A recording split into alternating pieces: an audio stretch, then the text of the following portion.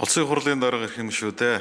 Монгол Улсын засгийн газраас 2026 оны 3 дугаар сарын 19-ны өдөр улсын хуралд тогтоол нэмэлт оруулах тухай Монгол Улсын хурлын тогтоолын төслийн анхны хэлцүүлгийг улсын хурлын чуулганы 2026 оны 4 дугаар сарын 9-ны өдрийн нэгдсэн хуралдаанаар явуулж эцсийн хэлцүүлэх бэлтгүүлэхээр төсвийн байнгын хорон шилжүүлсэн.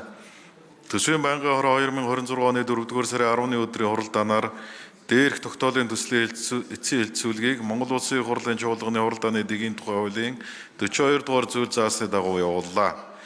Байнгын хорооны хуралдаанаар тогтоолын төслийг хэлцэх үед улсын хурлын гишүүдээс асуулт гараагүй болно.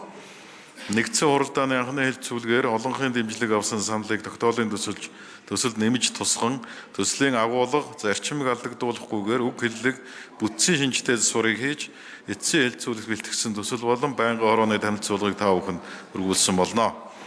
Улсын хурлын эрхэм гишүүдээ тогтоол нэмэлт оруулах тухай Монгол Улсын хурлын тогтоолын төслийн эцсийн хэлцүүлгийг явуулсан талаарх төсвийн байнгын хорооны танилцуулгыг хэлцэн шийдвэрлэжихийг та бүхнээс хүсье.